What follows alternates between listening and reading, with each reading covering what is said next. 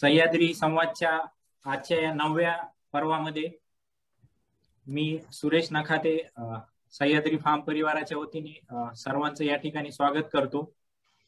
आज आपण सह्याद्री संवादच्या माध्यमातून भावेश भाटिया सर यांचा तिमिरातून तेजाकडे एका ध्येयवेड्या उद्योजकाचा थरारक प्रवास हा एक 9वा सह्याद्री संवाद आपण या ठिकाणी आयोजित केलेला आहे।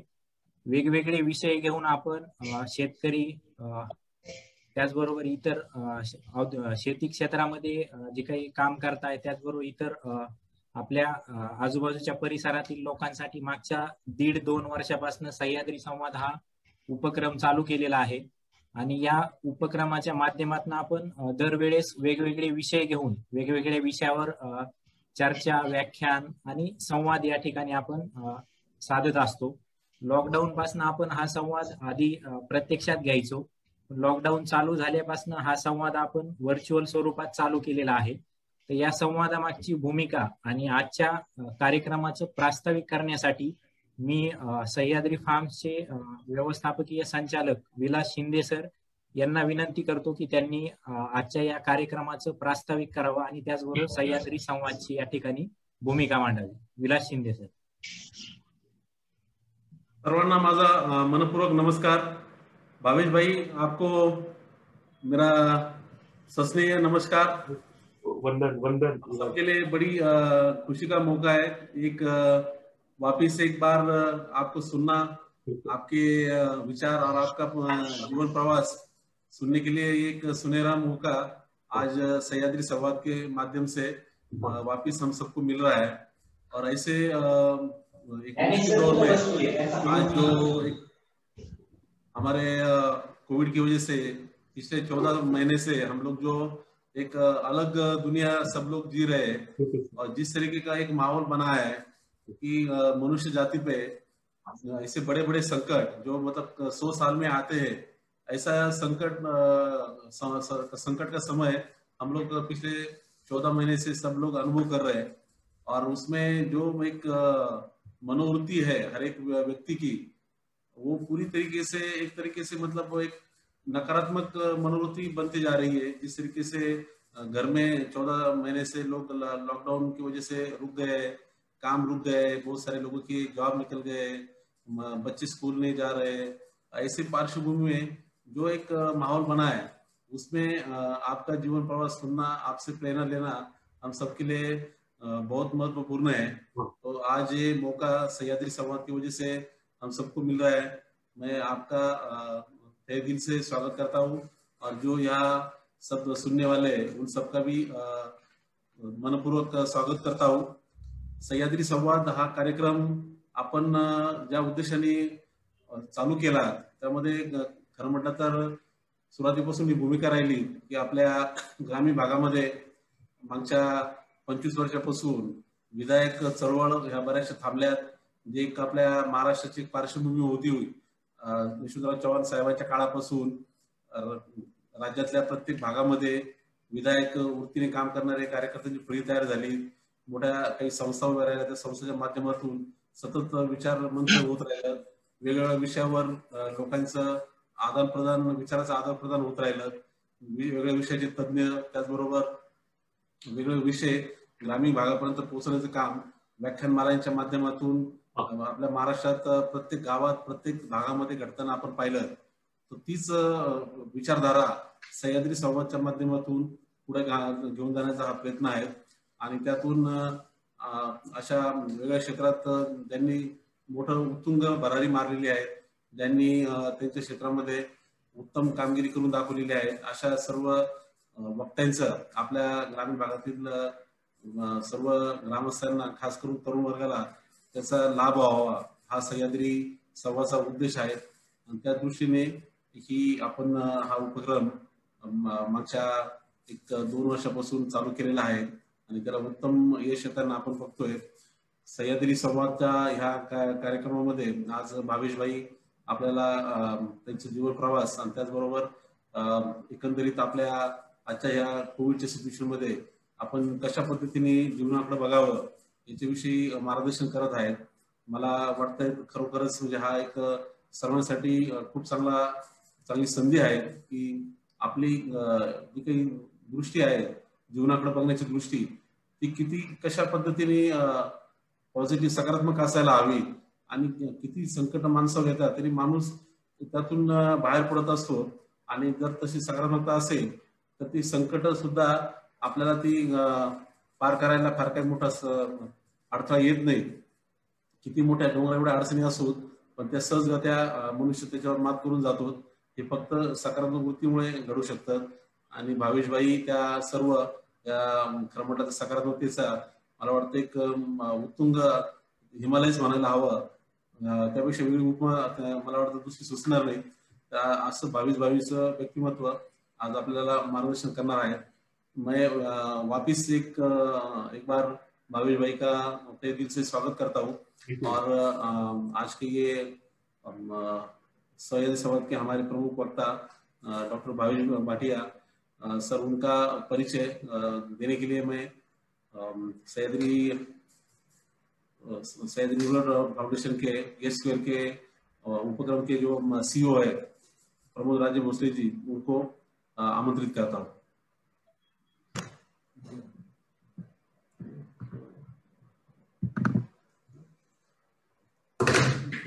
धन्यवाद सर. सरांनी या ठिकाणी सह्याद्री संवादच्या आयोजनामागची भूमिका आणि त्या माध्यमातून ग्रामीण भागातील तरुण आणि शेतकऱ्यांसाठी जे वेगवेगळ्या व्याख्यानाच्या माध्यमातून एक हा नवीन उपक्रम आयोजित करण्याचं कारण या ठिकाणी सांगितलं. जसं सह्याद्री संवादची टॅगलाईन आहे मशागत मनाची आणि मेंदूची, तशा अर्थाने हे काम चाललेलं आहे. मी प्रमोद सरांना विनंती करेन की त्यांनी या ठिकाणी भावेश भाटिया सरांचा परिचय करून द्यावा. Pramod Raje Bhosale sir. Thank you Suresh, thank you Vilas sir. खरं तर विलास सरांनी एका शब्दातच भावेश सरांची ओळख करून दिलेली आहे की भावेश भाटिया म्हणजे प्रेरणेचा हिमालय आहे. तर याच्या व्यतिरिक्त काय ओळख करून द्यायची, पण तरीही त्यांचा जो एकूण प्रवास आहे तो नक्कीच मला तुमच्याबरोबर शेअर करायला आवडेल. या माणसाने बालपणी आपली दृष्टी गमावली आणि जगण्यासाठी हातगाडीवर मेणबत्त्या विकण्याचा व्यवसाय सुरू केला. हे करता करता 1994 साली सनराइज कॅन्डल्स या कंपनीची स्थापना केली. या कंपनीच्या देश-विदेशात कोट्यवधींची उलाढाल आहे आणि त्या कंपनीचे भावेश भाटिया हे संस्थापक आणि अध्यक्ष आहेत. ही झाली त्यांची पहिली ओळख. आज घडीला सनराइज कॅन्डल्सचे देशात जवळजवळ 14 राज्यांमध्ये 71 युनिट्स आहेत आणि मेणबत्त्यांच्या उत्पादनाचं काम त्या ठिकाणी सुरू असतं. महत्वाचं म्हणजे जवळपास 9,500 अंध व्यक्तींना त्यांनी या ठिकाणी रोजगार उपलब्ध करून दिलेला आहे. एक यशस्वी उद्योजक एवढीच मात्र डॉक्टर भावेश भाटिया यांची ओळख नाही हे मला इथं नमूद करावंसं वाटतं. ते यशस्वी खेळाडू आहेत. गड किल्ल्यांवर भटकंती करणारे, चढाई करणारे ते गिर्यारोहकही आहेत. त्याचबरोबर शब्दांच्या आणि भावनांच्या प्रांतातही त्यांची मुसाफिरी सुरू असते. ते कवी आहेत, शायरही आहेत. त्यांनी आजपर्यंत 5,000 शेर लिहिलेले आहेत आणि या क्षेत्रात त्यांना 3 आंतरराष्ट्रीय आणि 18 राष्ट्रीय पुरस्कारही मिळालेले आहेत. शब्दांच्या खेळाबरोबरच खऱ्या मैदानी खेळातही डॉक्टर भावेश आघाडीवर आहे. पॅरा ऑलिम्पिकमध्ये गोळाफेक आणि भालाफेक या क्रीडा प्रकारात त्यांचं विशेष प्रावीण्य आहे. पदक मिळवण्याचा त्यांचा सिलसिला शब्दांच्या प्रांगणात जसा असतो तसा तो पटांगणातही आहे. डॉक्टर भावेश यांना विविध क्रीडा प्रकारात आतापर्यंत तब्बल 117 पदकं मिळालेली आहेत. या सगळ्या पुरस्कारांच्या मांदियाळीत राष्ट्रपती पुरस्कारही आहेतच. तेही एकदा नव्हे तर तब्बल 3 वेळा. बेस्ट ब्लाइंड सेल्फ एम्प्लॉयमेंट हा पुरस्कार 2014 साली, बेस्ट एम्प्लॉयर हा पुरस्कार 2016 साली आणि रोल मॉडेल हा पुरस्कार 2019 मध्ये त्यांना मिळालेला आहे. याचबरोबर महाराष्ट्र शासनाचा दिव्यांग भूषण या पुरस्काराने त्यांना सन्मानित केलेला आहे. त्यांच्या स्वभावाप्रमाणेच कधी ते थांबत नाही आणि म्हणून त्याचं जे आत्मचरित्र नुकतंच प्रकाशित झालं त्याचं नावही आहे रुक जाना नहीं. ह्या आत्मचरित्राला रिलायन्स ग्रुपच्या नीता अंबानी यांची प्रस्तावना लाभलेली आहे. उद्योग, खेळ, शायरी हे सगळं चालू असताना सामाजिक कामांमध्येही ते मागे नाही आहेत आणि त्या कामासाठी त्यांनी ओशोनिक व्हिजन नावाची अंधांच्या कल्याणासाठी काम करणारी एक बिगर सरकारी संस्थाही स्थापन केलेली आहे. दिव्यांग व्यक्तींच्या कल्याणाकरता विविध समित्यांमध्ये ते आहेत, शासनाच्या विविध समित्यांमध्ये ते आहेत. विशेषतः महाराष्ट्र, गुजरात, छत्तीसगड, कर्नाटक, मध्य प्रदेश आदी राज्यांच्या विविध समित्यांमध्येही त्यांचा समावेश आहे. कुसुमाग्रजांच्या काही ओळी आजच्या तिमिरातून तेजाकडे या कार्यक्रमाकडे जाण्यापूर्वी वाचण्याचा मला खरंच मोह होतो. कुसुमाग्रज म्हणतात, अशीच असते यौवन यात्रा, शूल व्यथांचे उरी वाहावे, जळत्या जखमांवरी स्मितांचे गुलाब पाणी शिंपित जावे. कोरोनाच्या या निराशेच्या काळात सगळ्यांच्या वेदनांवर प्रेरणेचे गुलाब पाणी शिंपण्यासाठी मी भावेश सरांना निमंत्रित करतो. So over to Bhavesh sir. Thank you sir. Thank you Pramod ji, बहुत धन्यवाद. आपने विलास जी ने तो खरे अर्थ में मुझे महाबलेश्वर से उठा के 5000 फुट से 29,000 फुट पे हिमालय की चोटी पे बिठा दिया. लेकिन मैं समझता हूँ कि मैं सह्याद्री का जो छोटा सा कार्य करता हूँ, ये पहचान ही मेरे लिए बहुत बड़ी है और बस हम इंसानी बन जाए. लेकिन आप सबके लिए तो मैं सह्याद्री फार्म हो या सह्याद्री फार्म आया तो नासिक, पूरा नासिक परिवार जुड़ता है. हमारा नेब महाराष्ट्र का यूनिट हो, सातपुर का, जीटो के मालेगांव नासिक के प्रोग्राम हो, सैटरडे क्लब के सभी मित्र जो आज जुड़े हुए हैं आपके साथ में, एक रिसर्च के प्रदीप जी, इतने सारे प्यारे मित्र जुड़े हुए हैं. तो आप सबके लिए तो मेरे मन में जो भावना है वो मुझे कहने के लिए बड़ी मजबूर करती है कि ये अलग बात है, ये अलग बात है कि वे खामोश खड़े रहते हैं, ये अलग बात है कि वे खामोश खड़े रहते हैं, लेकिन जो बड़े हैं वो बड़े ही रहते हैं और जिनके मार्गदर्शन से चलता है हमारी जिंदगी का कारवां, जिनके कदमों में कई ताज पड़े रहते हैं. खरे अर्थ में इस ताज के मालिक आप सब हैं. सह्याद्री फार्म का पूरा परिवार, हर एक कार्यकर्ता है जो आपके साथ में दिन रात मेहनत करके जुड़ा हुआ है. मित्रों, समाज में कई बार ऐसा होता है कि कुछ लोग समाज में धर्म का काम शुरू करते हैं. हमने देखा कोविड में भी काफी लोगों ने समाज के साथ जुड़े, ऐसे काफी लोग हैं, सदियों से लोग समाज में धर्म का काम शुरू करते हैं. बड़ी वाहवाही होती है, बड़ी तालियां बजती है, बड़ी मीडिया कवरेज मिलती है. लेकिन समाज में कुछ चुनिंदे लोग ऐसे हैं जो धर्म का काम नहीं, लेकिन उसके बिल्कुल विपरीत काम कोई अपना धर्म बना लेते. उनको कोई मीडिया कवरेज, कोई तालियों की, कोई वाहवाही की जरूरत नहीं होती. लेकिन इन काम कोई धर्म बनाने वाले लोगों के लिए समाज क्या तालियां बजाएगा, खुद ईश्वर, खुद खुदा उनके लिए तालियां बजाता है, उनके काम के लिए तालियां बजाते हैं. और ऐसे गिने चुने कुछ चुनिंदा लोग हैं जिन्होंने अपने काम को एक धर्म बना लिया. उसमें मेरे प्यारे मित्र विलास जी हैं, प्रमोद जी हैं, डॉक्टर सचिन पाचरकर जी हैं. आप सबका समावेश होता है. मित्रों, आप सबके लिए तो मेरे प्रति जो श्रद्धा है ये मुझे बिल्कुल कहने के लिए विवश कर रही है कि जब सभी शहंशाह अपनी अपनी कब्रों में, जब सभी शहंशाह अपनी अपनी कब्रों में भूत बनकर ऐठे होंगे, हम समुद्र सिंधु के पानी में बूंद बनकर बैठे होंगे. सदियां बीते, अरे सदियां बीते, जब सुल्तानों के नामो निशान नहीं होंगे, तब भी सह्याद्री फार्म आप घर घर बंद किताबों में अक्सर बनकर बैठे होंगे, अक्सर बनकर बैठे होंगे. एक बार मित्रों ऐसा हुआ कि एक व्यक्ति मरकर जब ब्रह्मलोक में पहुंचा ऊपर, तो उसने बड़ी फरियाद करनी शुरू कर दी ईश्वर खुदा के सामने कि आपने इतने सुंदर पृथ्वी बनाई, इतना सुंदर संसार बनाया, लेकिन कितना भ्रष्टाचार, कितना शोषण, कितना अत्याचार, कितना फरेब. तो आप किसी को भेज देते हैं, अपने देवदूत को ही भेज देते हैं वहां पे उसको सबको ठीक करने के लिए.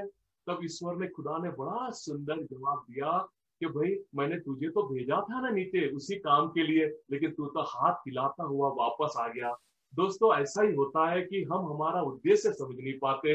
मार्क ट्वेन ने कभी बड़ी प्यारी बात कही थी, वो लाइन मेरे दिल में समाई हुई है. उसने कहा था कि इंसान 2 बार पैदा होता है, एक बार जब उसका जन्म होता है और दूसरी बार तब जब उसको अपना उद्देश्य, लक्ष्य, विजन मिल जाता है. दोस्तों, और मैं समझता हूं कि आज इस वेबिनार के माध्यम से हम जितने भी हुए हैं खरे अर्थ में अपने आगे लगे हुए हैं दोस्तों हम. लेकिन इसके विपरीत कुछ लोग ऐसे भी हैं जो अक्सर अपना मोटिवेशन, प्रेरणा कहीं और, किसी और में ढूंढने की करते हैं.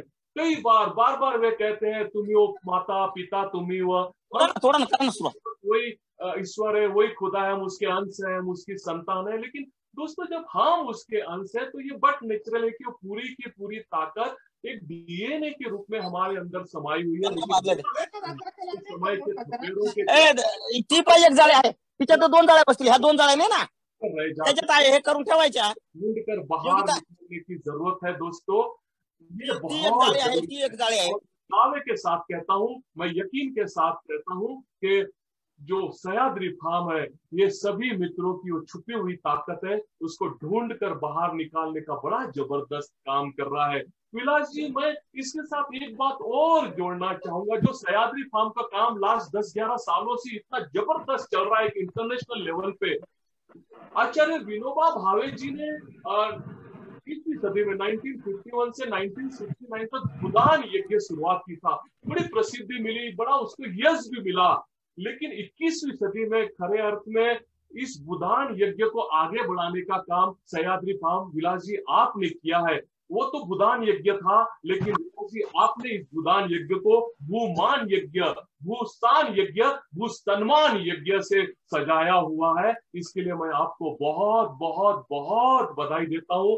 आज आप सबके साथ मुझे सालों पहले जोड़ने वाले मेरे परम मित्र नासिक के डॉक्टर सचिन पाचोरकर को मैं कैसे भूल सकता हूँ। उनके प्रयासों की तो चलती रुक जाना नहीं कि मराठी, हिंदी, इंग्लिश, कन्नड़ा ऐसी एक बायोग्राफी लिखी जा सकी। करीब 2010-11 में वे अपने एमबीए के स्टूडेंट्स को लेकर इंडस्ट्री विजिट के लिए महाबलेश्वर सनराइज कैंडल के प्रोजेक्ट पे पधारे थे, और बस उनके साथ ऐसा जुड़ाव हुआ कि उन्होंने पूरे नासिक को मेरे साथ जोड़ दिया, सनराइज कैंडल के साथ जोड़ दिया। मैं डॉक्टर सचिन पाचोर जी का हृदय की गहराइयों से बहुत बहुत बहुत धन्यवाद करता हूं दोस्तों। और खरे अर्थ में मैं बात कहूं, दिव्यांग या किसान, इसकी हालत एक शरीर की है दोस्तों। बचपन से एक दिव्यांग हो या एक किसान हो, उसको ये लाचार बेचारा शब्दों से उसका छुटकारा नहीं हो सकता। एक किसान का बच्चा छोटा है तो भी बस बेचारा है, एक दिव्यांग है तो लाचार है। बस ये लाचार बेचारा शब्दों से बस उसको पूरी तरह से उसकी पहचान बनाने की कोशिश की जाती है। ये तो वही बात है कि जब एक हाथी का बच्चा जब सर्कस में लाया जाता है ट्रेनिंग के लिए, छोटा सा होता है हाथी का बच्चा, तब से उसकी ट्रेनिंग सर्कस में शुरू हो जाती है। उन दिनों वो उसके पैरों में संकल बांध के रख दी जाती है, जंजीरें बांध के रख दी जाती है, और उसकी तालीम भी शुरू होती है। वो बड़ी प्रयत्न करता है कि उस जंजीरों से छूट पाए, लेकिन उन दिनों उसके पास उतनी ताकत नहीं होती कि उस जंजीरों को तोड़ सके। तालीम होते होते उसके हाइट भी बड़ी होती है, उसकी ताकत भी बड़ी होती है, उसकी उम्र भी बड़ी होते जाती है, लेकिन फिर उसकी मानसिकता ऐसी बन जाती है ना मित्रों कि वो जंजीर को तोड़ने की कोशिश में शायद वो एक झटका मारे तो जंजीर तोड़ डाले। लेकिन बचपन से ये जो लाचार बेचारा या असहाय वाली जो एक मानसिकता बन गई ना उस हाथी के बच्चे की, वैसी मानसिकता हमारी किसान मित्रों की, इन दिव्यांग मित्रों की हो चुकी। बस वो बचपन से वो हैमर चला के लाचार बेचारा, बस हमने बड़े होते होते अपने आप को उसी चार दीवारी के अंदर पाया दोस्तों। परेशानियां, तकलीफें, हर्डल्स, फीडबैकर्स हम सबको है, लेकिन मैं समझता हूं कि इन परेशानियों के चलते हमारे जिंदगी में सिर्फ दो बातें हो सकती है, या तो हम बिखर जाते हैं या फिर निखर जाते हैं। तो हम बिखरने की ओर आगे क्यों ना बढ़े दोस्तों। इतिहास में इन बिखरने वाले शब्दों को रटने से ज्यादा हम निखरने वाले शब्दों को रचने के बारे में क्यों नहीं सोच सकते दोस्तों। तो इस ओर सोचने की बहुत जरूरत है। हमारी हालत दोस्तों आज ऐसी हो चुकी है ना, जैसे शादी में चलने वाली वो दूल्हे की घोड़ी, उसके सामने जब डांस नहीं करते तब तक ये घोड़ी आगे नहीं बढ़ती। और हमारे दिव्यांग किसान मित्रों की भी आज हालत ऐसी हो चुकी है, जब तक हमारे सामने आरक्षण या बैंक माफी या कुछ पैसे थैली में डालकर वो मदद के रूप में जब हमारे सामने नहीं डाले जाते, तब तक हमारा कारवां आगे ही नहीं बढ़ पाता दोस्तों। इसके विपरीत मैं समझता हूं कि हम उस शादी की घोड़ी से ज्यादा हम भगीरथ बने, हम आगे बढ़े और हमारी कर्मों और पुरुषार्थ की गंगा हमारे पीछे पीछे बहना जाना शुरू करे दोस्तों। ये बहुत जरूरी है। इसी तरह से हमने आगे बढ़ने की जरूरत है। इसके अदरवाइज दोस्तों ईश्वर के पास बहुत टूल्स है अपने गुस्सा प्रदर्शित करने के लिए। ये भूकंप हो या ज्वालामुखी हो, चक्रवात हो, साइक्लोन हो, बाढ़ हो, हम कोरोना को भी उसके अंदर ले सकते हैं। उसके पास बहुत बहुत टूल्स हैं अपना गुस्सा निकालने के लिए। लेकिन दोस्तों हमारे पास, एक आम इंसान के पास एक ही टूल्स है, हमारा कर्म, हमारा पुरुषार्थ। इस कर्म और पुरुषार्थ के कारण ही हम अच्छे अच्छे ऐसा जो वो प्रॉब्लम है, जो तकलीफ है, उसको हम दूर कर सकते हैं। अब नासिक डिस्ट्रिक्ट की बात करें तो अप्रैल महीने में कोरोना के 40% पॉजिटिव केस आ रहे थे। 100 लोगों की टेस्टिंग हुई तो 40% प्रमोद जी टेस्टिंग में पॉजिटिव केस आ रहे थे। लेकिन ये नासिक के हर एक सिटीजन का ये प्रयत्न ही रहा, ये पुरुषार्थ ही रहा कि आज नासिक में दोस्तों 6-7-8% पॉजिटिव केस आने लग गए। ये जबरदस्त जो समाज सेवा का एक एग्जाम्पल जो आपने नासिकरों ने प्रदर्शित किया, ये खरे अर्थ में काबिले तारीफ है। और आप सबके लिए तो ये बिल्कुल कहा जा सकता है कि अजब बात है दुनिया की, अजब बात है दुनिया की कि ना शायर यहाँ पर सर उठाते हैं। अरे अजब बात है दुनिया की कि ना शायर यहाँ पर सर उठाते हैं। जो वाकई में शायर है वो महफिलों में दरी चादर उठाते हैं। और क्या कहा, अरे क्या कहा, तुम्हारे देश में मैयत को कोई कांधा नहीं देता। अरे हमारे नासिक में तो कोविड सेंटर भी सब मिलकर उठाते हैं दोस्तों, हमारे नासिक में तो कोविड सेंटर ही सब मिलकर उठाते हैं। और इसी का नतीजा है कि नासिक पूरा जिला कोविड के उस प्रहार में से बहुत जल्दी बाहर आ पाया दोस्तों। एक बड़ी प्यारी मुझे छोटी सी घटना याद आ रही है कि एक बार किसी एक व्यक्ति का मकान जल रहा था और धू धू करके चारों तरफ से ऐसा मकान जला कि उसमें से कुछ बचाने वाली बात ही नहीं बची। आजू बाजू वाले अड़ोसी पड़ोसी दोस्त रिश्तेदार सब आए और अपना सपोर्ट उसको जाहिर करके गए। अंत में उसका एक दोस्त भी आया, उसने पूछा सब कुछ जल गया? तब उसने कहा कि हाँ भाई सब जल गया, कुछ भी नहीं बचा। कुछ तो बचा रहेगा? दोस्त ने पूछा। और जो मकान के जो मालिक था, जिसका मकान जल चुका था, करीब करीब खत्म ही हो रहा था जलकर, कुछ तो बचा रहेगा? उसने कहा कुछ भी नहीं बचा, सिर्फ मैं बचा हूं। तब वो दोस्त बड़ी प्यारी बात कहता है कि दोस्त तू बच गया तो फिर जलाई क्या है? दोस्तों सर सलामत तो पगड़ी हजार। ठीक है, ये संवेदना वाली बात है दोस्तों। हम सब ने अपने दोस्तों रिश्तेदारों को, बड़े करीबी लोगों को खोया। मेरे व्हाट्सएप पे सुबह 3-4 ऐसे मैसेज आ जाते हैं, सुबह सुबह दिल आधा आधा हो जाता है दोस्तों, आंखों में पानी आ जाता है कि हमने इतने अच्छे प्यारे दोस्तों को खो दिया दोस्तों। लेकिन दोस्तों हमने आगे तो बढ़ना है, एक पॉजिटिव अप्रोच के साथ में आगे बढ़ना है, एक सकारात्मक के साथ आगे बढ़ना है। जैसे विलास जी ने कहा, ये तो 2020 में स्पेनिश फ्लू भी था, प्लेग भी था, इतने दो विश्व युद्ध भी हुए, लेकिन से हम बाहर निकल के आए हैं, तो इसमें से भी जरूर बाहर निकलेंगे। और आज इस प्रोग्राम को, इस वीडियो को जो भी देख रहे हैं, सुन रहे हैं, आप घर पे अपने दोस्तों के साथ, अपने माता पिता बहन भाई पत्नी बच्चों जिसके साथ, दोस्तों के जिसके साथ भी आप बैठे हैं, आप बस उनका हाथ हाथ में लेकर मेरे साथ ये जरूर दोहरा दीजिएगा कि जब सभी चांद सूरज सितारे मेरे साथ में रहे,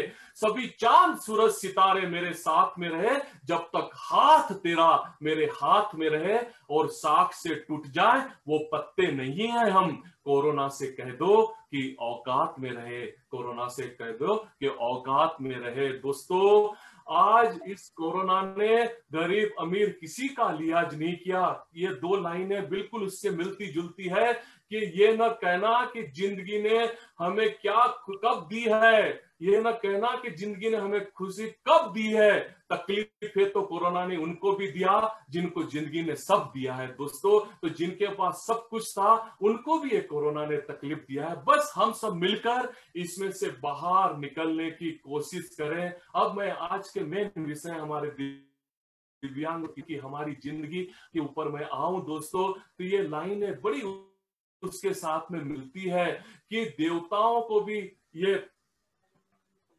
देवताओं से भी ये हल नहीं हुई, देवताओं से भी ये हल नहीं हुई जिंदगी कभी सरल नहीं हुई, देवताओं से भी ये हल नहीं हुई, जिंदगी कभी सरल नहीं हुई। और इस बार भी कहीं सूखा तो कहीं बारिश ने धोया, इस साल भी फसल नहीं हुई, इस साल भी फसल नहीं हुई। दोस्तों, हमारे किसानों की लाखों सालों से, हजारों साल से हम किसानी कर रहे हैं, लेकिन कुछ भाग छोड़ दें तो आज भी हमारी परिस्थिति ऐसी, कहीं सूखा पड़ा, किसानी सूख गई, कहीं पे अतिवृष्टि हुई, अवकाली बरसात हुई, और बस हमें हमारी उस खड़ी फसल में से हमारा हाथ छोड़ दिया। दोस्तों, इसके विपरीत हम कुछ और देशों की बात करें, नक्की मैं बिल्कुल ये इससे सहमत हूं कि सह्याद्री फार्म की स्थापना के बाद में जबरदस्त रेगुलेशन आ चुका है इस क्षेत्र में, लेकिन हम जापान है या किसान पूरा देश अपने पैर पर खड़ा है, इसके विपरीत अगर हम इजराइल की बात करें तो चारों ओर से 60% तो रेगिस्तान है, पूरा बंजर है। लेकिन इजराइल में एक हरित क्रांति हो चुकी है। ये टेक्नोलॉजी तो है जो सह्याद्री फार्म ने हमारे भारत देश के किसानों को जो टेक्नोलॉजी से जोड़ा, ये टेक्नोलॉजी तो है कि आज इजराइल में हरित क्रांति हो चुकी है। 1,75 लाख लोगों का छोटा सा देश नीदरलैंड शायद टमाटर का सबसे बड़ा एक्सपोर्टर हो चुका है, नीदरलैंड। तो ये टेक्नोलॉजी तो है, इस टेक्नोलॉजी के साथ ही दोस्तों हमने आगे बढ़ना है, तभी हम सफल हो सकते हैं दोस्तों।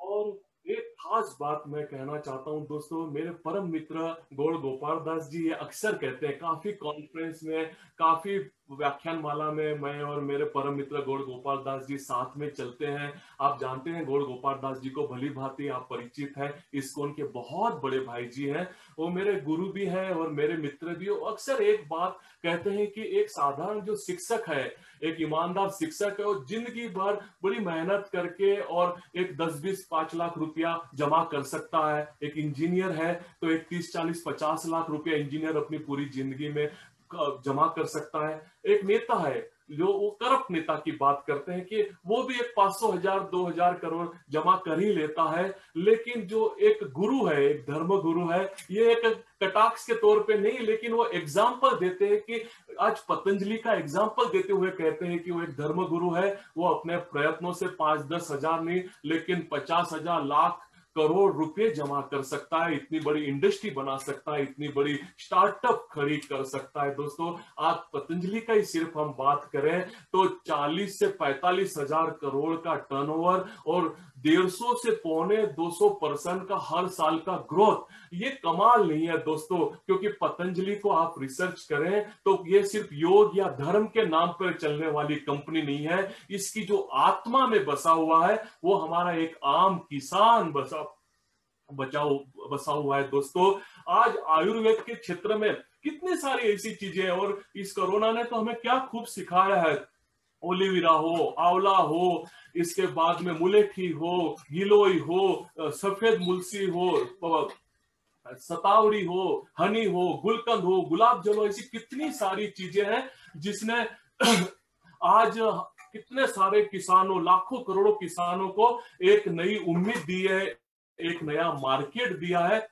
तो हम सब ने भी हमारी एक जो परंपरागत रूढ़िवादी किसानी है, हम सह्याद्री फार्म का मार्गदर्शन लेके इस ओर बिल्कुल आगे बढ़ सकते हैं। और सिर्फ नासिक जिले में ही नहीं, नासिक जिले के आजू बाजू के हमारे छोटे छोटे गांव में नहीं, पूरे देश में, पूरे महाराष्ट्र में हम पतंजलि सरीखे बहुत सारे एफपीओ स्थापित कर सकते हैं और हमारे किसानों को ज्यादा से ज्यादा समृद्ध कर सकते हैं। दोस्तों, आज मैं इसके पीछे खास एक बात जरूर कहना चाहूंगा, कुछ रेवोल्यूशन की। दोस्तों, आज 1960 में जय जवान जय किसान का नारा देकर लाल बहादुर शास्त्री जी ने एक बड़ा जबरदस्त हरित क्रांति, ग्रीन रेवोल्यूशन का नारा दिया। और उन दिनों जब हमारे यहाँ गेहूं भी अमेरिका से आता था स्टीमर भर के, और इस ग्रीन रेवोल्यूशन के बाद में आज हालत ऐसी है कि हमारा जो पकता है अनाज, उसको रखने के लिए हमारे पास जगह कम है। दोस्तों, ये बहुत जरूरी है, ये बहुत इसके बाद 70 के दशक में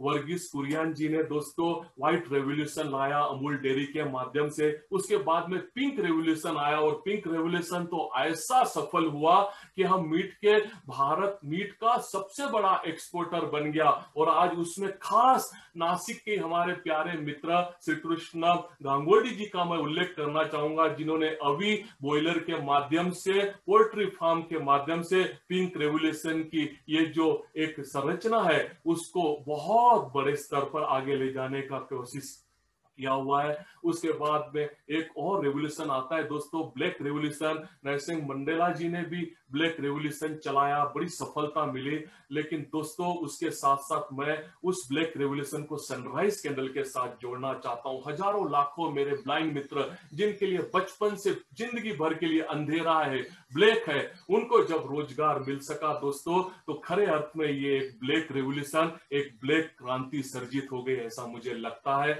लेकिन ये रेवोल्यूशन यहाँ रुके नहीं। 2010 में नासिक में एक और रेवोल्यूशन आया विलास जी, और ये रेवोल्यूशन ग्रीन रेवोल्यूशन जो 1960 में आया, ये 2010 में सह्याद्री फार्म के माध्यम से ग्रीन रेवोल्यूशन पार्ट 2 बना।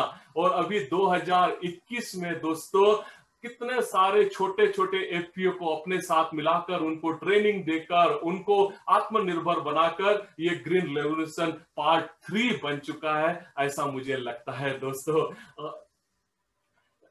कुछ बातें मैं अपने बारे में कहना चाहूं दोस्तों, तो एमए फर्स्ट क्लास की 2 डिग्रियों के बाद में मैं फुटपाथ पे था, क्योंकि उन्हीं दिनों माँ का 4 स्टेज से ब्लड कैंसर से निधन, लाखों रुपए का कर्जा हो चुका था, डैडी स्किज़ोफ्रेनिया के मरीज, उनको संभालना था दोस्तों। रिश्तेदारों से तो माँ के ब्लड कैंसर की ट्रीटमेंट के लिए जितना लोन, जितना पैसा उठाया जा सका था मैंने उठा लिया था, लाखों रुपए का कर्जा हो चुका था। अब ऐसे नौकरियां भी कहां सहज मिल जाती है, तो बस Mumbai national association for line में जो मेरी बचपन से क्रिएटिविटी की चाह थी, कुछ अलग करना चाहता था, तो मैंने प्लेन कैंडल की ट्रेनिंग ली थी। क्योंकि 14-15 साल की उम्र में कुछ फैंसी कैंडल्स भी मेरे हाथों लगी थी। मुझे लगता है कि ये बिजनेस मेरे लिए सबसे उपयुक्त है, और मैंने महाबलेश्वर में एक छोटे से कमरे में सनराइज कैंडल की नींव रखी 27 जून 1994 को। दोस्तों मुझे तो 5,000 रुपए चाहिए थे मेरी इंडस्ट्री खड़ी करने के लिए, लेकिन बैंकों के पास वो 5,000 रुपए भी नहीं थी। वो मुझसे मोर्गेज चाहते थे जो मेरे पास थे नहीं उनको कुछ देने के लिए। और वैसे भी दोस्तों हम जरा शांत दिमाग से सोचे तो बैंकें उन्हीं को कर्जा देती है जिनको उनकी खास तौर पे जरूरत नहीं होती, और मेरे साथ भी ऐसा ही हुआ। मुझे जरूरत थी 5,000 की, बैंकों ने दिया नहीं, तो मैंने मसाज करके 5,000 जोड़कर एक सादी मोमबत्ती की कास्टिंग की डाई, और जो पैसे बच गए उसमें से 20 किलो कच्चा माल लेकर उस भाड़े के कमरे में सनराइज कैंडल की नींव रखी। दोस्तों सबसे बड़ी बात है, आपकी किसानी उपज हो या मेरी मोमबत्तियां हो, जब तक बेचे नहीं काम आगे कैसे बढ़े। तो महाबलेश्वर की मार्केट में मेरे दोस्त की एक छोटी सी हाथ गाड़ी, दिन भर चाय की दुकान उस पे लगती थी, शाम को 50 रुपए रोज पे उस पे मैंने एक हाथ गाड़ी पे ही मेरी कैंडल, दिन भर की बनाई हुई कैंडल बेचना शुरू कर दिया, और इस तरह से ये काम आगे बढ़ना शुरू हुआ। लेकिन उस हाथ गाड़ी पे भी दोस्तों एक में वो काम जो मैंने अच्छा किया वो यह था कि जो भी कस्टमर आए उनको मैंने दिल से जोड़ने की कोशिश की, उनको हृदय से जोड़ने की कोशिश की, उनको मैंने अपना ब्रांड एम्बेसडर बनाने की कोशिश की। क्योंकि मेरे एमए इकोनॉमिक्स के हर प्रोफेसर ने मुझे एक ही सलाह दी थी कि देखो भावेश, अगर आगे चल के बिजनेस करना है, बिजनेस में सफल होना है, तो एक बात ध्यान रखो, सिर्फ और सिर्फ अपना दिमाग लगाओ और कोई बात सोचने की जरूरत नहीं। लेकिन आज तक मैं प्रमोद जी उनकी बातों को समझ नहीं सका। मैं समझता हूं बिजनेस तो क्या, किसी भी क्षेत्र में अगर सफल होना है ना, तो दिमाग से ज्यादा उसमें अपना दिल लगाना बहुत जरूरी है। क्योंकि दिमाग प्रकृति ने सबसे ऊपर की मंजिल पे दे दिया, लेकिन मैं दावे के साथ कहता हूं कि दिल भले यहाँ लेफ्ट में हो दोस्तों, वो सोचता हर बार राइट बातें हैं। इसलिए मैंने हर बार दिल से कस्टमर को जोड़ने की कोशिश की, और यही था कि आज इन 25-27 सालों के बाद वही कस्टमर सनराइज कैंडल को आगे ले जा रहे हैं। वही हजारों लाखों नए कस्टमर, उन दिनों जो जुड़े थे कस्टमर, उन्होंने सनराइज कैंडल के लाए दोस्तों। लेकिन इस पूरे प्रोजेक्ट में मैंने अब्दुल कलाम साहब की एक ही लाइन को अपना गुरु मंत्र बनाया। क्या जबरदस्त लाइन है दोस्तों उनकी कही हुई कि इंतजार करने वालों के हाथ में उतना ही आता है जितना कोशिश करने वाले छोड़ दिया करते हैं। दोस्तों, बड़े बड़े इंफ्रास्ट्रक्चर की राह न देखते हुए जो और ब्लाइंड मित्र मेरे साथ जुड़े, उनको लेकर जहां एक टेबल मिली हमने शोरूम खड़ा किया, जहां कहीं एक कमरा मिल गया भाड़े का, हमने हमारी मैन्युफैक्चरिंग यूनिट बनानी शुरू की और इस तरह से सनराइज कैंडल को महाबलेश्वर से महाराष्ट्र और महाराष्ट्र से देश के अलग अलग कोने में लेके जाने की कोशिश की। इसमें कोई मालिक नौकर नहीं था, क्योंकि जो भी बेचना था हमने उसको कमीशन पे डाला, जो बनना था हमने नंग पे डाला। हर हमारा दृष्टिबाधित मित्र जो सनराइज से जुड़ा हुआ है अपने आप को एक हॉनर की तरह ट्रीट करता है। दोस्तों, शुरुआत के दिनों में जब 25, 27, 30 लोग ब्लाइंड मित्र मेरे साथ जुड़े थे, उन दिनों बड़ी दिक्कत भी आती थी। बेचने के लिए हमारे पास साधन कम थे, लेकिन बनाने के लिए बहुत सारे हाथ थे, थप्पियां लग जाती। और तब बड़े बुजुर्गों की बात बचपन में कही हुई आती कि अपनी मर्यादा में रहो, जितनी चद्दर है उतनी पैर पसाना सीखो। क्योंकि इतने सारे मेरे ब्लाइंड मित्रों का उनका खाना रहना, उनके स्टाइपेंड, पगार, जगह के भाड़े कहां से निकाले। तब लगता था ये सब आज के बाद बंद करना पड़ेगा, ये ज्यादा दिन ये समाज सेवा नहीं चल पाएगी। और बड़े बुजुर्गों की बात भी दिमाग में बार बार याद आ जाती थी, लेकिन उसके विपरीत दिल की गहराई से एक और बात आती थी कि ये क्या बात होगी, जितनी चद्दर है उतनी पैर पसारना सीखो। अरे उस निर्जीव चद्दर के लिए हम अपने सजीव पैर को क्यों तकलीफ दे, हमारे पैर जितने लंबे हैं उतनी बड़ी चद्दर बनाने की कोशिश क्यों नहीं कर सकते। दोस्तों, और इसी ने हमें जबरदस्त एक ऊर्जा दी और इन विचारों के साथ हमने आगे बढ़ना शुरू किया। करीब 4,500 से ज्यादा रिटेल काउंटर अब हम स्थापित कर पाए। शिरडी से लेकर तिरुपति तक जहां भीड़ है, जहां फुटफॉल है, हमने हमारे रिटेल काउंटर शुरू किए। और आज 9,500 से ज्यादा हमारे दिव्यांग मित्र, दृष्टिबाधित मित्रों को सनराइज कैंडल के साथ जोड़कर उनको पैर पर खड़ा रखने की कोशिश की। जो घर इनको संभालने के लिए तैयार नहीं थे, आज काम करके पैसा भेज के वे लोग अपने घर संभालने लग गए। हम ईश्वर को धन्यवाद क्यों न देते कि उन्होंने 2 के बदले ये 10-10 आंखें बख्श दी। ठीक है ना, नहीं दिखता, लेकिन आज हमारी बनाई हुई कैंडल पूरे जहां को रोशन कर रही है। उससे ज्यादा खुशी की बात और क्या हो सकती है। दोस्तों, उस 20 किलो से शुरू हुआ सनराइज कैंडल का ये प्रोजेक्ट आज 1500 टन तक पहुंच चुका है। दोस्तों, 1500 टन से ज्यादा कच्चा माल हमें साल भर में लग जाता है। 9,500 से ब्लाइंड मित्र इसमें काम करते हैं। 65 कंट्रीज में हम इसको एक्सपोर्ट करते हैं। दोस्तों, 71 यूनिट्स के साथ, जैसे प्रमोद जी ने कहा, आज 14 राज्यों में सनराइज कैंडल काम कर रही है। लेकिन ये कोरोना शुरू हुआ, पहला मार्च महीने में 2020 में लॉकडाउन शुरू हुआ, उसके पहले की बात थी। दोस्तों, हमारी हालत भी आप सबकी तरह हुई और कॉर्पोरेट्स की तरह और स्टार्टअप की तरह हुई। हमें भी कहीं पे अपने को आत्मचिंतन करना पड़ा कि इतने बड़े परिवार को आगे लेके कैसे जाएंगे। लेकिन गत 1.5 साल में दोस्तों, हमने एक ही काम किया, अपने कारखाने पे, अपनी फैक्ट्रियों में, अपनी ऑफिस में बैठ के सिर्फ और सिर्फ नेटवर्किंग का। लास्ट 25-27 सालों से जितने लोग जुड़े थे उनको तो हमने वापस अपने साथ जोड़ने की कोशिश की। लेकिन इसके साथ साथ जितने बड़े बड़े नेशनल इंटरनेशनल कॉर्पोरेट्स हैं, जितने बड़े बड़े फार्मास्यूटिकल्स हैं, आप जानते हैं कि आज देश में अगर एक में वो इंडस्ट्री जो फायदे में चल रही है तो वो फार्मास्यूटिकल इंडस्ट्री है, बड़े बड़े हॉस्पिटल ग्रुप्स हैं। दोस्तों, तो हमने उनको कंटिन्यू उनके साथ में कांटेक्ट बनाना शुरू किया। अब न ट्रांसपोर्टेशन था, न कुरियर था, और इन दिनों पोस्ट ऑफिस हमारे लिए एक सच्चा दोस्त बनकर आई। पोस्ट ऑफिस का स्पीड पोस्ट वाला जो कार्यक्रम था, छोटे छोटे सैंपल के बॉक्स बनाकर स्पीड पोस्ट के माध्यम से हमने इन सब लोगों को लास्ट 1.5 साल में भेजे। उनको हमने हमारे प्रोजेक्ट के बारे में बताया, क्योंकि इन सब लोगों को गिफ्टिंग और अपने ट्रेडमार्क और सिंबल्स वगैरह के लिए बहुत कैंडल्स लगती है। ये बहुत बड़ा मार्केट है इनके तरफ से, हम ये सब जानते थे। तो उसी दुखती रग पे हाथ रखते हुए हमने हमारे प्यारे से सैंपल, उनको जो काम आ सके, हमारा एक लेटर उनको भेजा।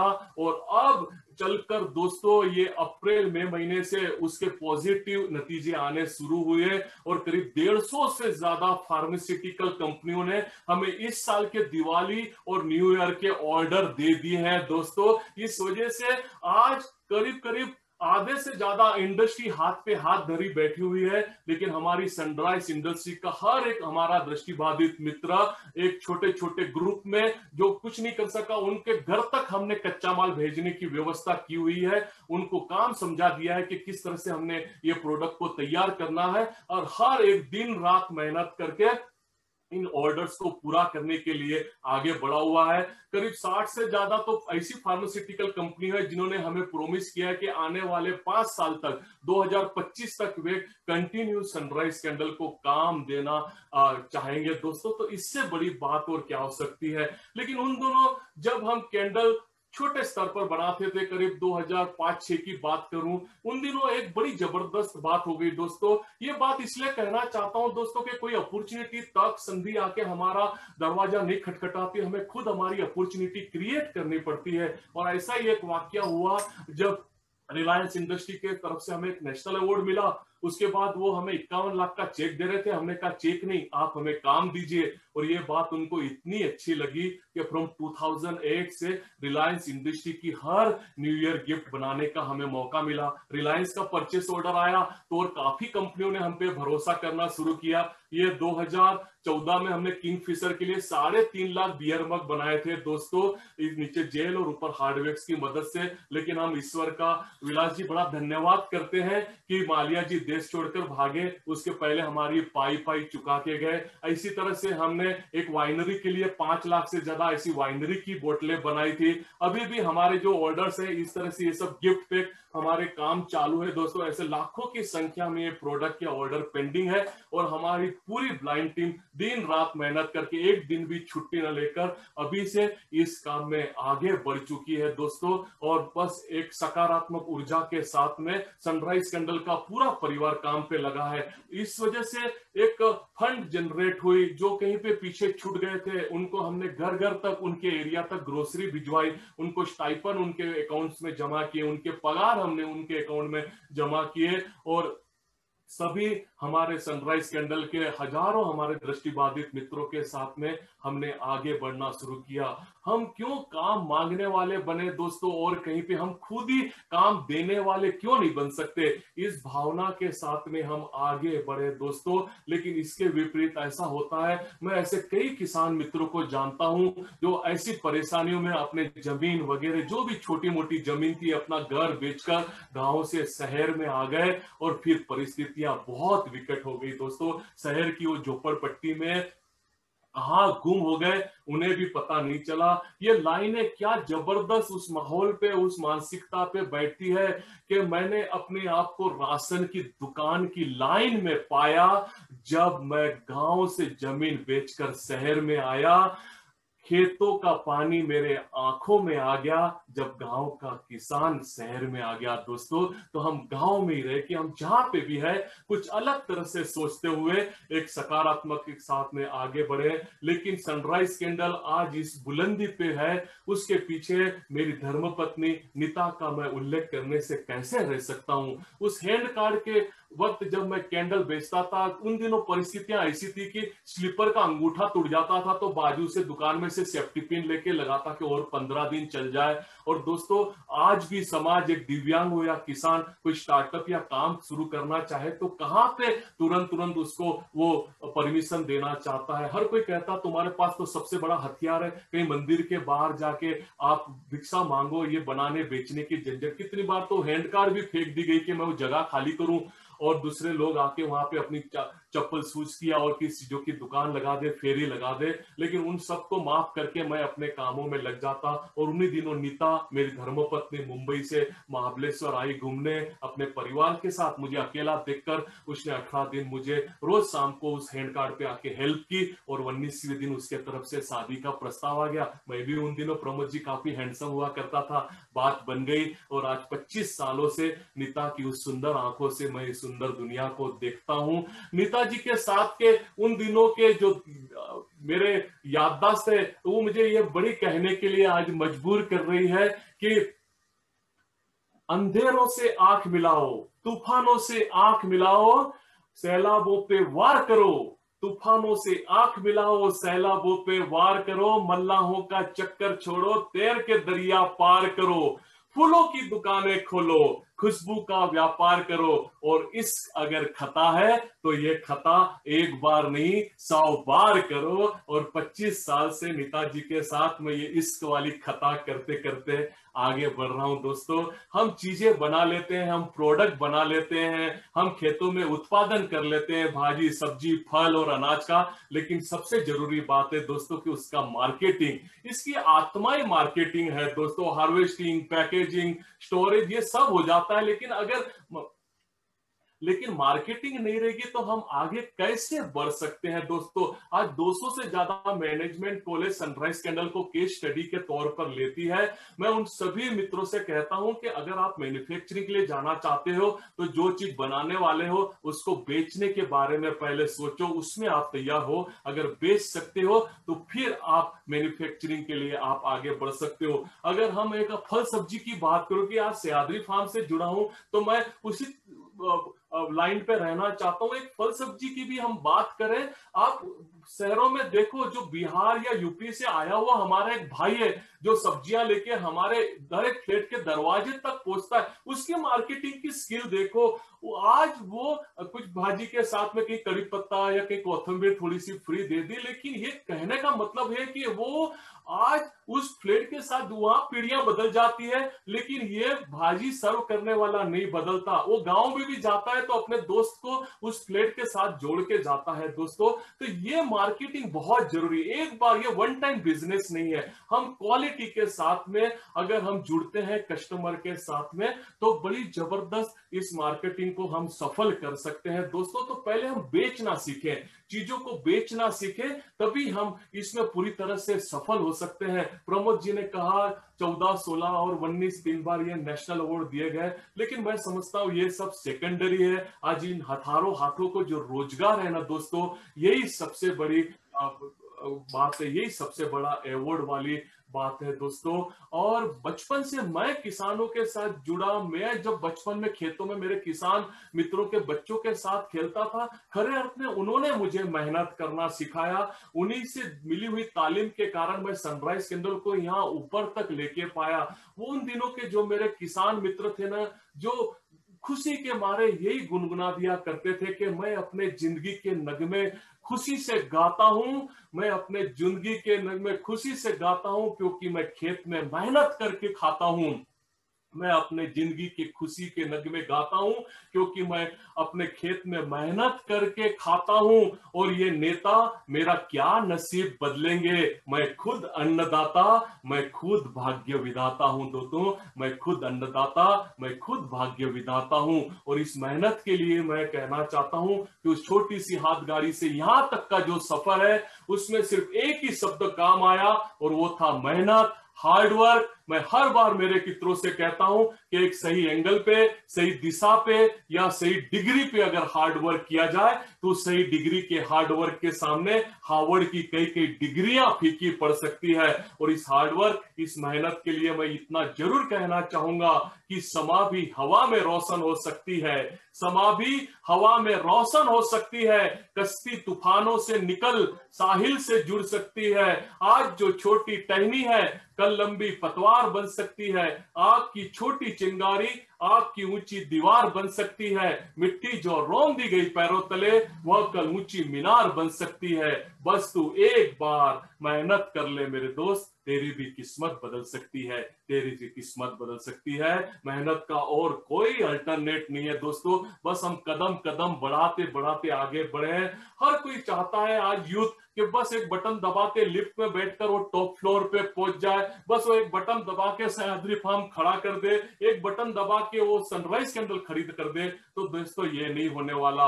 और ये शॉर्टकट मारने के बाद में जब विफलता मिलती है, असफलता मिलती है, तो खुद के ऊपर दोष न मरते हुए फिर वो कहना शुरू कर देता है कि अरे मैं तो दिव्यांग था और बस मैं तो चल नहीं सकता था, देख नहीं सकता था, इसलिए मैं आगे नहीं बढ़ पाया, मुझे आरक्षण नहीं मिला इसलिए मैं आगे नहीं पढ़ा। किसान है तो कहता मैं तो गरीब परिवार से हूं, मैं किसान के घर से हूं, मुझे आरक्षण नहीं मिला, बस मैं पीछे रह गया। और बस अपनी और न देखते हुए हम बस इस तरह से बहाने बनाकर और उन बातों को टालने की कोशिश करते हैं दोस्तों। लेकिन परिस्थितियां जो भी हो, जैसी भी हो, हम मेहनत करके आगे बढ़े।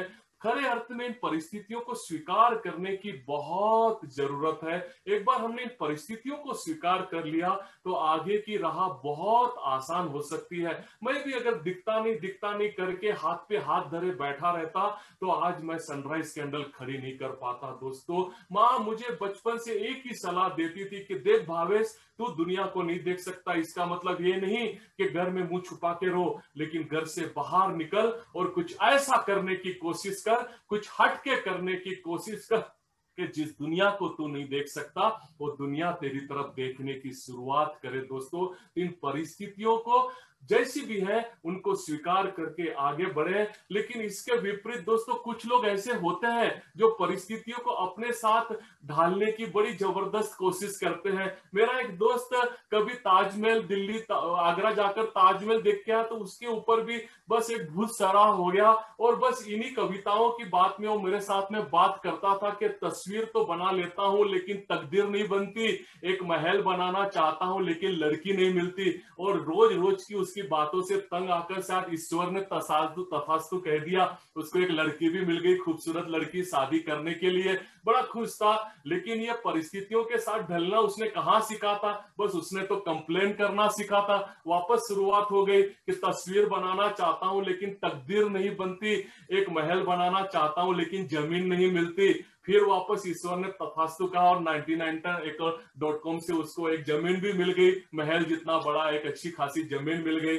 वहां भी खुश न होते हुए फिर कंप्लेन शुरू कि तस्वीर बनाना चाहता हूं लेकिन तकदीर नहीं बनती, एक महल बनाना चाहता हूं लेकिन बीवी नहीं मरती। दोस्तों, तो अगर इस तरह से कंप्लेन वाली हमारी मानसिकता रहेगी तो जिंदगी में हम कभी आगे नहीं बढ़ पाएंगे। दोस्तों, कुछ लोग ऐसे भी हैं समाज में, जब उनका बच्चा रोता है ना तो उनका दिल दुखता है, लेकिन जब पड़ोसी का बच्चा रोता है तो उनका सर दुखता है। तुरंत उनकी परिस्थितियां बदल जाती है। बच्चा रोता है तो दिल दुखता है, पड़ोसी का बच्चा रोता है तो सर दुखता है। लेकिन इसके विपरीत देखो दोस्तों, परिस्थितियां कैसी बदल देते हैं कि बीवी रोती है खुद की तो सर दुखता है, लेकिन पड़ोसी की रोती है तो दिल दुखता है। दोस्तों, कुछ ऐसे भी लोग हमारे समाज में है दोस्तों। लेकिन हम उनसे बाहर पाकर और बस हम एक पॉजिटिव अप्रोच के साथ आगे बढ़े। अगर हमने सफल होना है, हमने सक्सेस पानी है, तो हमने सफलता की चाबी को साथ में लेकर, परेशानियों को ताले के साथ में लेकर हमने आगे बढ़ना पड़ेगा। ये कैसे हम भूल सकते हैं कि असफलता की बुनियाद पे सफलताओं की इमारतें खड़ी।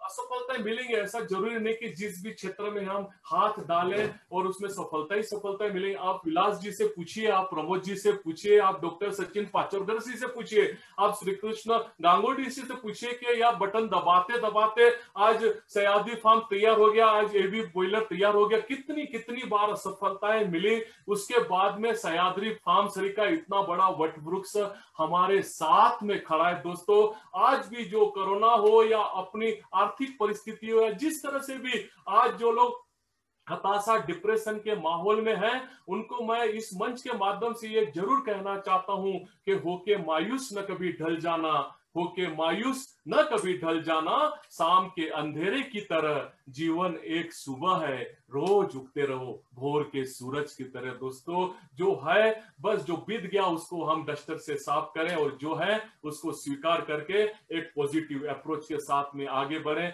दुनिया में एक ताकत बिल्कुल है दोस्तों, एक पृथ्वी पर एक ऐसी अदृश्य ताकत है जो हमारे विचारों को पूरा करने के लिए बड़ी तत्पर रहती है।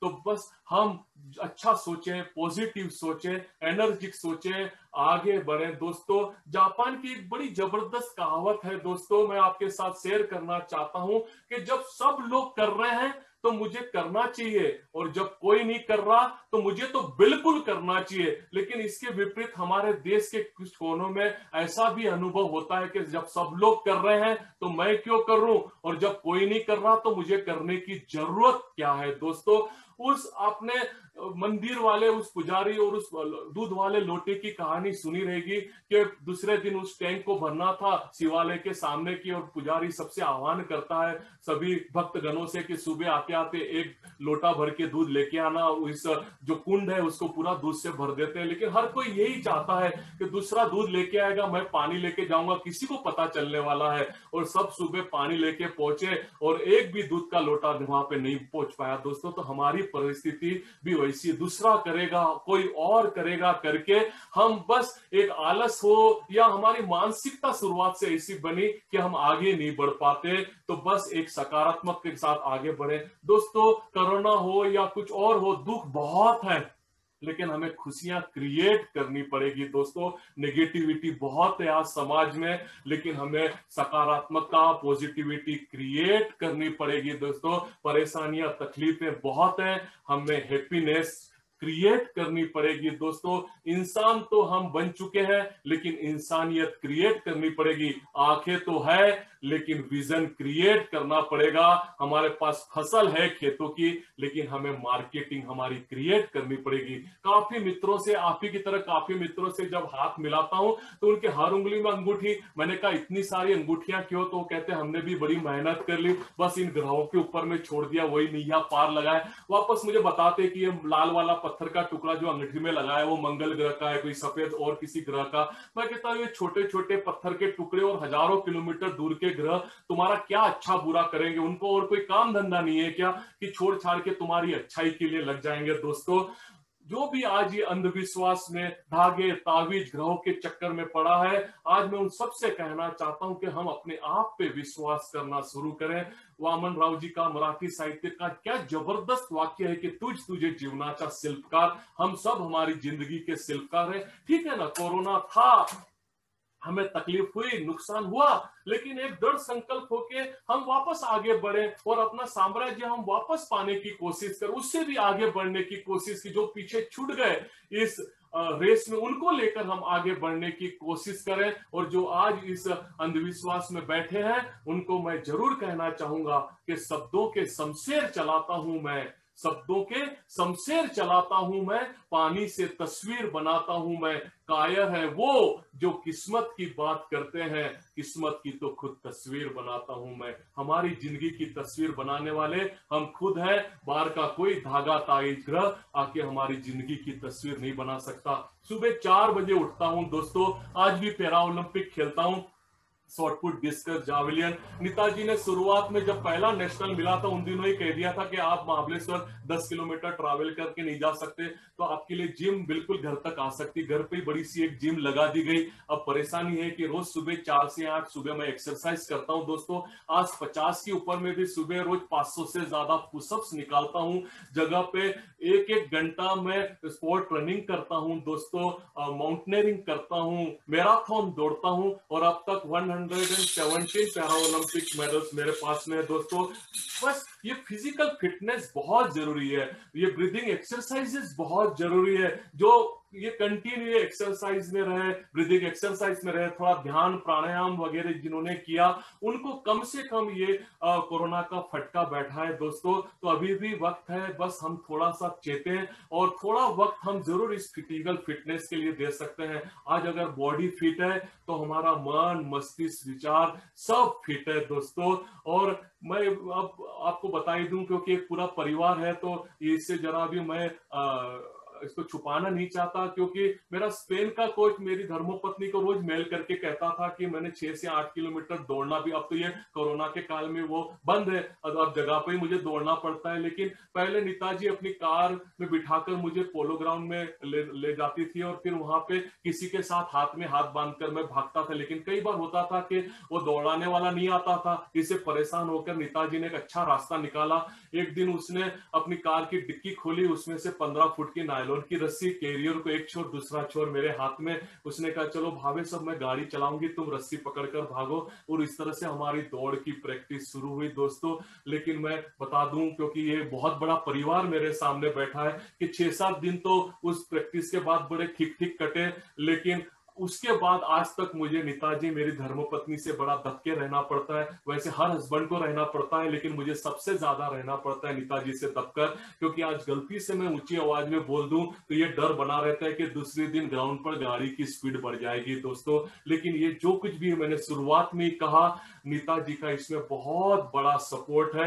मैं उससे कहता हूं नेता कि आप गांधारी से भी महान हो, क्योंकि वो तो आंखों पर पट्टी बांधकर बैठ गए थे, लेकिन आपकी सुंदर आंखों से मैं इस सुंदर दुनिया को देख सका।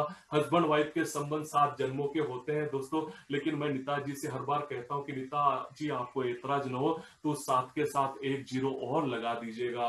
दोस्तों हम सब काम करते हैं, मेहनत करते हैं, आगे बढ़ने की कोशिश करते हैं, लेकिन इसके पीछे हमारा एक दूसरा भी उद्देश्य होता है कि पैसा कमाना।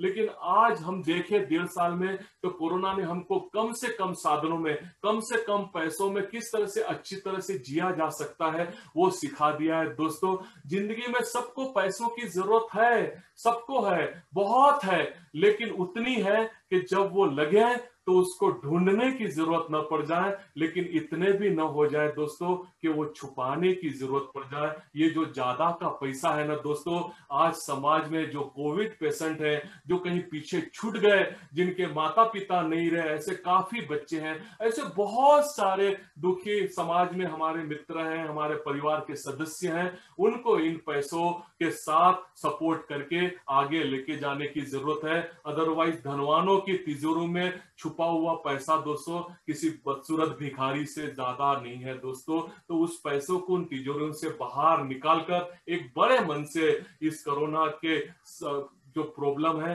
उसमें हम जरूरतमंदों को सपोर्ट करें। जिनके पास खाना नहीं है उन तक घर तक खाना, ग्रोसरी, मेडिकल हेल्प, जिस तरह से भी हम उनको सपोर्ट कर सकते हैं हम बिल्कुल उनके लिए कर सकते हैं। अभी थोड़ी देर पहले प्रोग्राम शुरू उसके 2 मिनट पहले मैं विलास जी से बात कर रहा था।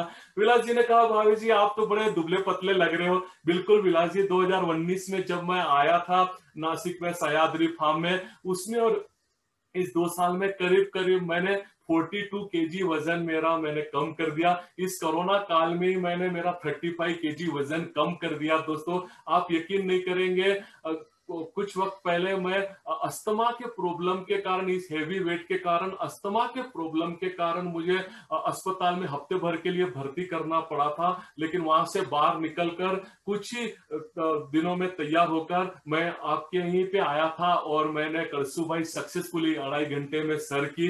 दोस्तों रोज सुबह एक्सरसाइज करता हूँ, ध्यान प्राणायाम करता हूँ। एक भुजंगासन होता है, आप सब जानते हैं, योग की एक मुद्रा होती है कि उल्टा सो के और कमर से अपने चेहरे को, सर को ऐसे ऊपर लेना होता है। दोस्तों आप में से भी अगर कोई पतला होना चाहे तो और कुछ मत करें, थोड़ी जगह पे दौड़ लगा दे, थोड़ी स्किपिंग कर दो। इसको ज्यादा जरूरत भी नहीं, थोड़ा उठक बैठक, थोड़ा सूर्य नमस्कार मार लिया करो 25-50, और कुछ न हो सके तो बस ये लेट कर और इस भुजंगासन का जो है ये है, इस तरह से एक 400-500 बार इस तरह से कमर से सर को ऊपर नीचे स्पीड में कर दीजिए आप, तो 1 मिनट में 30-40-50 बार भी ये हो जाता है। इतना भी करें तो ये जो टमी है या जो एक्स्ट्रा जो चर्बी है इस तरह से वो पिघलना शुरू हो जाएगी, आपको पता भी नहीं चलेगा। और हाँ, अंत में मैं ये जरूर कह दूं कि सपना देखना न भूलें। सपना देखने से, अपनी जिंदगी में विजन रखने से आगे बढ़ा जा सकता है। कलाम साहब की एक और लाइन में आपके साथ शेयर करना चाहूंगा कि सपन वो नहीं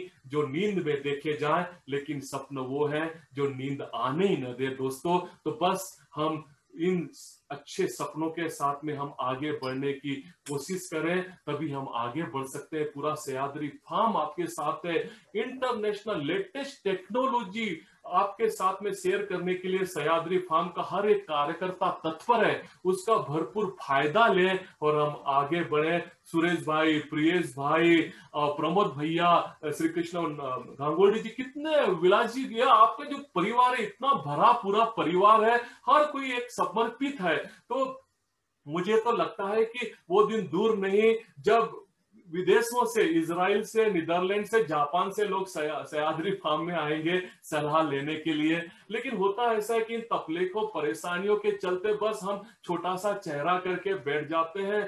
चर्चिल जो थे उन्होंने बड़ी प्यारी बात कही थी इन तकलीफों के लिए कि आपके सामने अगर आधा दर्जन तकलीफें हैं, अगर 6 तकलीफें भी है ना, तो एक 2 मिनट 5 मिनट के लिए शांत मन रख के, शांत दिमाग रख के इन तकलीफों के बारे में सोचें।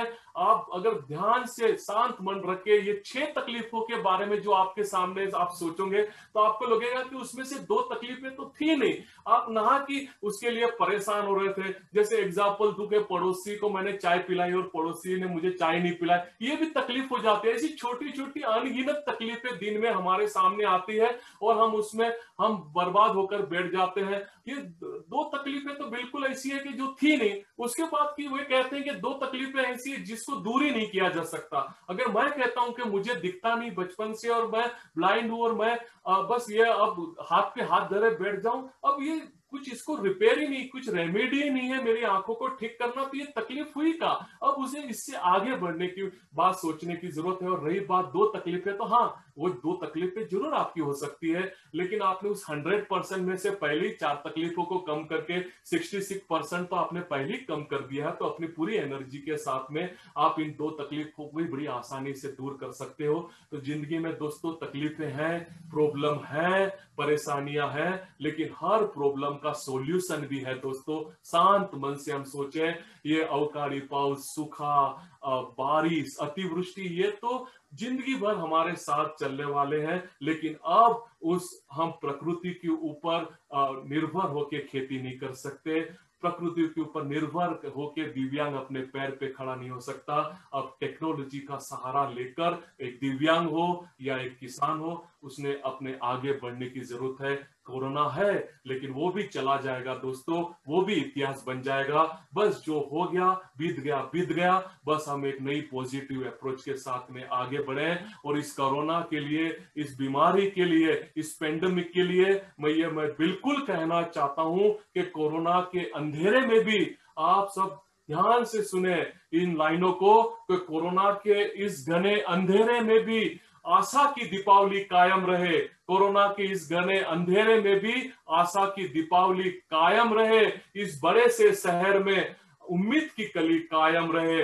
परछाइयां कहने लगी कि यही तो समय की रीत है, बीमारी हो चाहे कोई भी, जिंदा दिली कायम रहे। दोस्तों जिंदा दिली बहुत जरूरी है। अगर हमारे पास जिंदा दिली है तो ऐसे कितने बाल भी बाका नहीं कर सकते दोस्तों। और अंत में आप सबको मैं हृदय की गहराइयों से बहुत बहुत बहुत धन्यवाद देता हूं। मुझे जो वक्त दिया गया था शायद प्रभु जी वो पूरा हो रहा है, तो इसके लिए मैं कंक्लूजन में ये जरूर कहना चाहूंगा, एक पॉजिटिव अप्रोच के साथ में हम आगे बढ़े, एक सकारात्मक के साथ आगे बढ़े दोस्तों। बस बहुत कुछ ईश्वर ने दिया है, बस हमारी झोली कम पड़ जाती कई बार, उसको समेटते समेटते उन सब आशीर्वादों को लेके एक नई उम्मीद, एक नई आशा, एक नई एनर्जी के साथ में हम आगे बढ़े। और आपने जो ये भूमान यज्ञ विलास जी सह्याद्री के माध्यम से शुरू किया, भूसान यज्ञ, भू सम्मान यज्ञ जो आपने शुरू किया हुआ है, किसानों को खरे अर्थ में जो आपने सह्याद्री के परिवार को, सभी किसानों को आपने जो एक नया एक पहचान दी हुई है, उसके लिए मैं आपका बहुत बहुत बहुत धन्यवाद करता हूं। डॉक्टर सचिन पाचोरकर जी मेरे परम मित्र, जिन्होंने आप सब परिवार के साथ मुझे जोड़ा, टीसीएस के हमारे संदीप सिंधे जी, और इतने अनगिनत किनका नाम लूं मैं बहुत बहुत धन्यवाद करता हूं। और आप सबने मुझे यहाँ पे बुलाया, मेरी बातों को सुना, उसके लिए मैं सिर्फ अकेला नहीं, मेरे हजारों लाखों करोड़ों दिव्यांग मित्रों की तरफ से मैं आप सबका कोटि कोटि वंदन करता हूं। बहुत धन्यवाद करता हूं जी। Thank you. धन्यवाद सर जी। इसके बाद हम लोग कुछ सवाल पूछेंगे आपसे, फिर हम लोग उसको फेसबुक लाइव को स्टॉप करेंगे। पहला सवाल है, आप हमारे लिए बाकी बहुत सारे लोगों को एक प्रेरणा देते हैं, लेकिन आप खुद को कैसे प्रेरित करते हो? आपने बड़ी प्यारी बात कही सर। ये जो आए दिन आने वाले हर्डल्स है ना सर, जो तकलीफ है, हर्डल्स हैं, स्पीड ब्रेकर है, रोज कुछ न कुछ एक हर्डल्स आता है सामने। वो ये हर्डल्स है, ये परेशानी है ना, ये मुझे सबसे ज्यादा प्रेरित करती है। सुबह ब्रेकफास्ट टेबल पे मैं मेरी धर्मपत्नी नीता से ये जरूर पूछ लेता हूँ, नीता आज के दिन के प्रॉब्लम बताओ, तो कहती चुपचाप नाश्ता करो, आज रविवार है, आज कुछ नहीं है। तो ऐसा लगता है कुछ करने को ही नहीं है। तो ये जो हर्डल्स है ये मुझे बहुत प्रेरित करते हैं। विवेकानंद जी बड़ी प्यारी बात कहते थे कि जिस राह पे हम चल रहे हैं और उसमें अगर रुकावटें नहीं आ रही तो समझो आपकी राह ही गलत है दोस्तों। तो ये जो आए दिन आने वाली मुश्किलें हैं, तकलीफें हैं, यही हमें आगे बढ़ने के लिए बहुत प्रेरित करती है। और आपने क्या सुंदर सवाल किया, मुझे 2 लाइनें याद आ गई कि मुश्किलों से भाग जाना, मुश्किलों से भाग जाना आसान होता है, हर लम्हा एक नया इम्तिहान होता है, डर कर जीने वालों को कुछ नहीं मिलता जिंदगी में, जो लड़कर जीते हैं उनके कदमों में जहान होता है। तो हम परेशानियों को पीठ दिखाकर न भागे, हम उससे लड़ें, उसका सामना करें और आगे बढ़ें। थैंक यू सर जी। दूसरा सवाल है, बिजनेस और स्पोर्ट्स में अभी आपका अगला लक्ष्य क्या है?